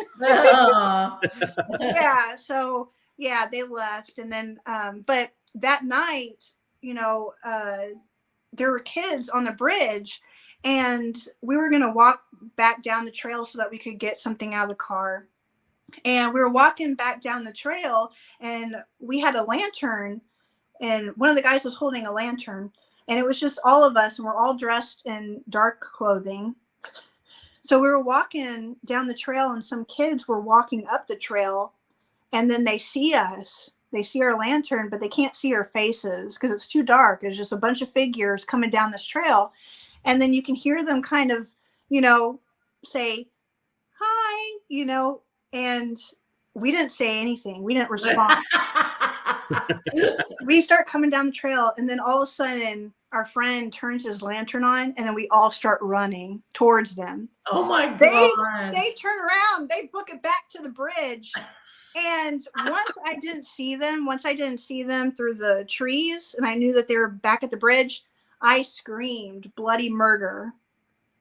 I screamed. Oh. And then you could hear all the kids at the bridge scream right after I screamed. And then I walked. It's the banshee. But see, don't worry. We walked to the bridge, and one of our friends picked up one of the skinniest guys of the group, scrawny guys, puts him over his shoulder, and he had the axe. So our friend was acting like he was dead. And so we were walking, and I swear that there used to be a Boy Scouts of America bench out there, but I don't see it anymore. I don't see. I think it got taken away. Yeah.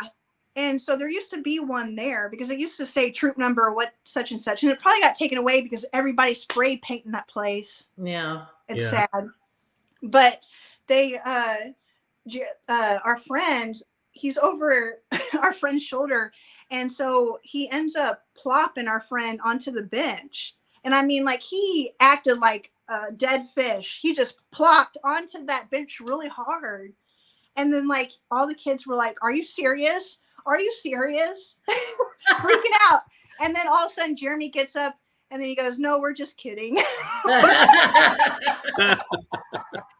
the kids were like, oh my gosh, can you guys scare our friends? Yeah. They probably had to go change. Yeah. They felt like, go scare our friends while we go change our clothes. That's right. Yeah.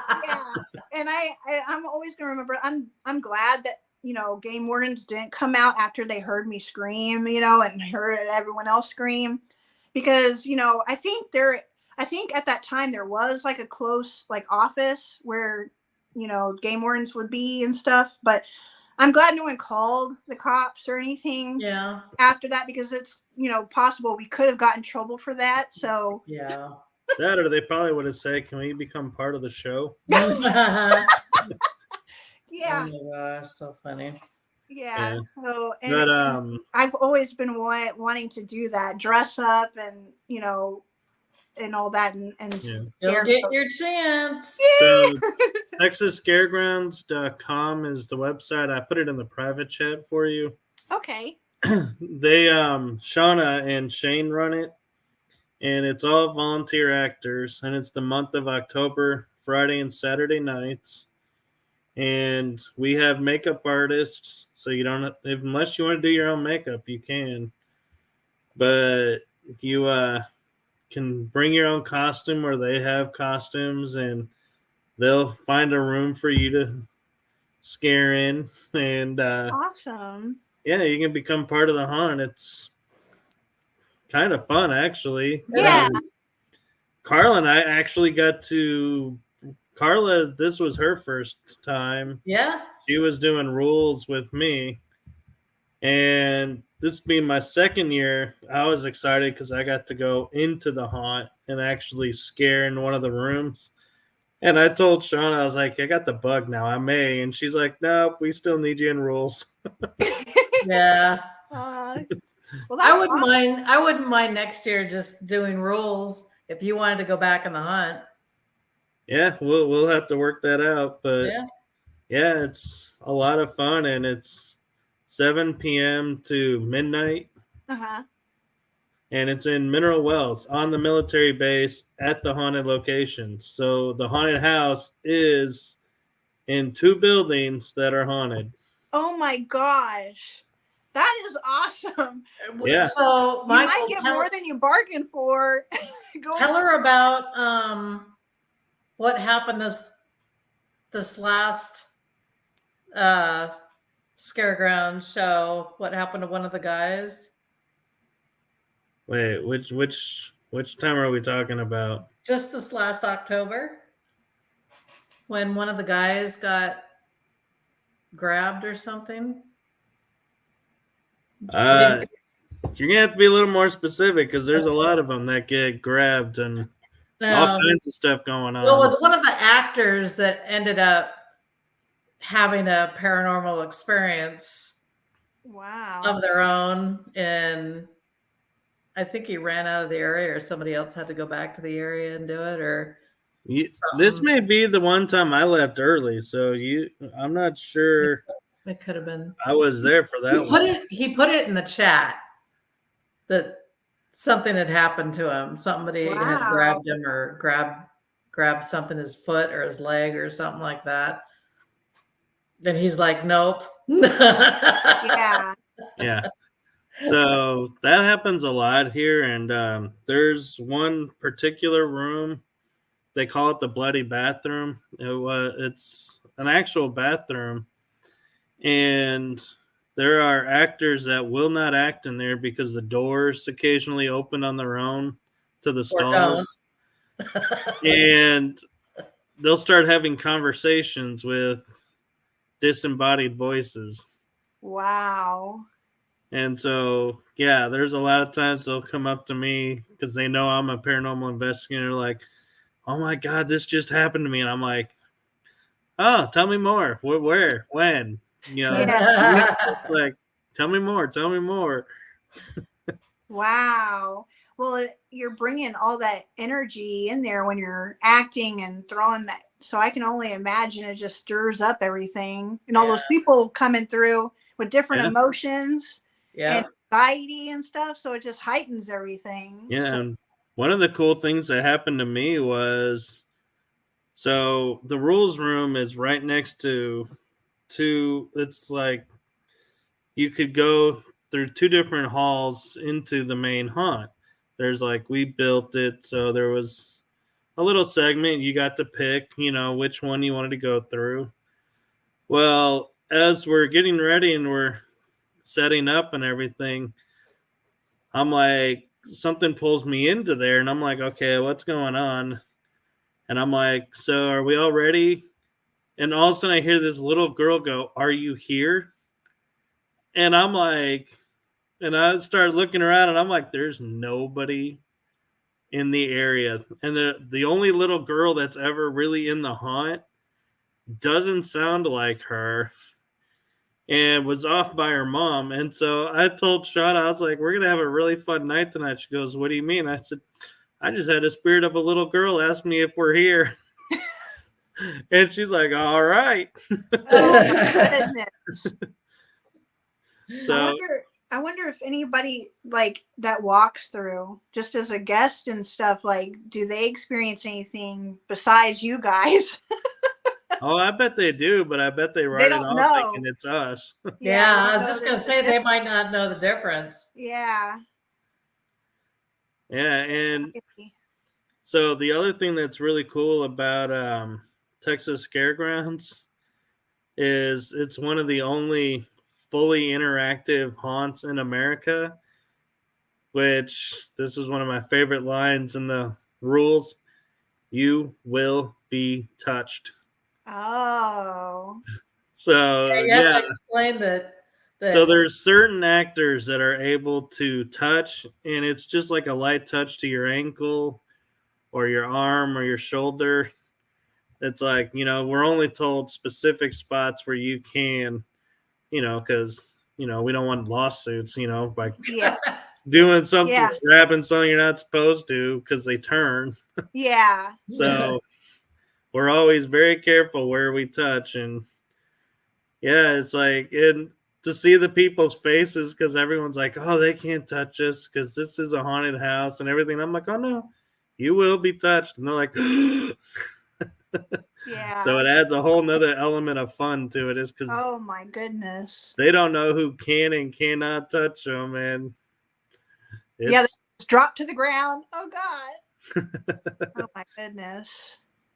That's awesome. Funny. It's funny. The people that go through there, because a lot of the times there'd be guys with their girlfriends, and the guys would just have this macho act going on like there isn't anything here that's going to scare me. There isn't anything.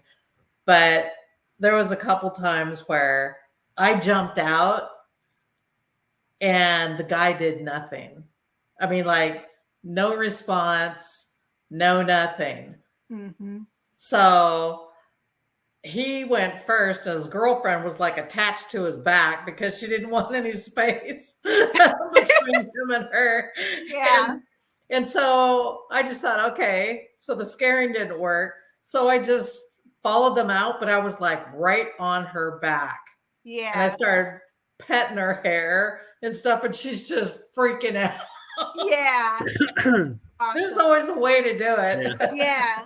Yeah. My favorite was there when I was getting the scares was there would be like 3 guys and the girl's in the back. And all of a sudden I would like jump out or say something, and the girl is all of a sudden in the front and all the guys are behind her. Oh I was like, way to go, guys. Yeah. They're like, and I'd have more fun when some of the ladies would be like, when they're starting, I could hear them talking and going, oh, and by the way, he likes to use me as a shield. And I was like, oh, this is going to be fun. Yeah. Oh my gosh. There was a couple times when Michael and I were both doing the rules room and we were kind of playing off of each other, and there'd be like a group of, I don't know, 3 or 4 people or something like that. And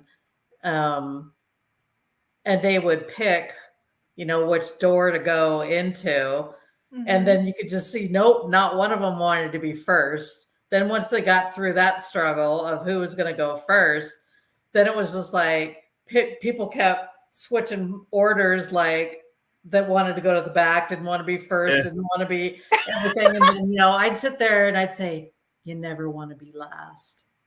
And then that last person to try and get in the middle or try and do something. But it was like so funny just watching them scramble. Yeah, what was funny is after she did that, I would whisper to him and go, you don't want to be first or in the middle either. And so it's like in their head, we've already planned it now. Yeah. There's nowhere safe in this group. Oh my goodness. Yeah. Yeah. I remember going through Moxley Manor and I was just like, nope, I don't want to be the first one. Y'all go first. Yeah. But yeah. So I have a theater background, so I'm like, I really make the rules room come alive. That's awesome. And I started playing off of the people. Like I would say, oh, like this time the line was, are you ready to play a game? And whenever they'd say no, I'd say, too bad, you're already in the room. Or like, too bad, the door's locked, you have to now. And they're like, so our only way out is through the. I'm like, yep. Yeah. That's awesome. Yeah. And I only had one girl that I got through 2 of the rules, and she ran out of the door, out of the building, and would not go through. Oh my. Was that a young teenager? I think so, yeah. Because I remember her parents were panicked because they went on through, and then the daughter decided not to be part of it at the last minute. So they got separated.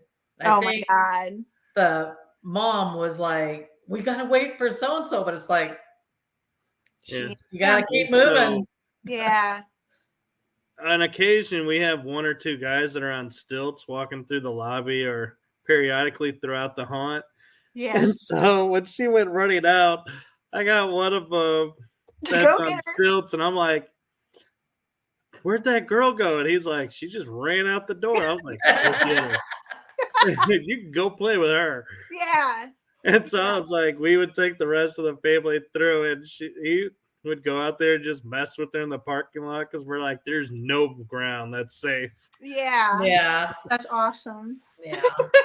Yeah. So like definitely, we'll definitely be investigating there at Fort Walters before next October. So we'll make sure you come along and we'll introduce you to her.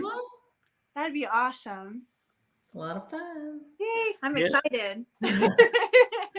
So we're actually approaching our 2-hour mark. Oh. So it was fun though. Yes, yeah, it was a lot of fun. Yeah. Yes. So I didn't know if you needed to call it a night because I have to get up for stuff in the morning. Yeah, I do. Like Yeah. Adam Work in the morning. says, 6 a.m. is gonna come quick. Yeah. Yeah, Actually, it was, doctor's appointment. But well, thank you so very much for not only coming on and entertaining us and sharing your experiences, but also for doing it in such a last minute fashion. Aw, yeah, we are so welcome. grateful to you. Yeah. Well, thank you for having me. I really, I always have. Well, I have a lot of fun. So yeah, I had a lot of fun. Nice meeting you, Michael, and of course, I have a lot of fun with you, Carla. And I can't wait for next month. That's right. Yep. See y'all in person again. And we will definitely have you on again. Yeah, definitely. Well, thank you for having me. I really appreciate it. All right. Yes, thank you for we'll coming. Talk to you soon. All right. Okay. Bye. Have a good night. Bye. Good night. Bye, everyone. Bye. Okay, I got her in backstage. Okay. But so to wrap it up, we are next week's show. You might be coming in. Yeah, I'll try and pop on.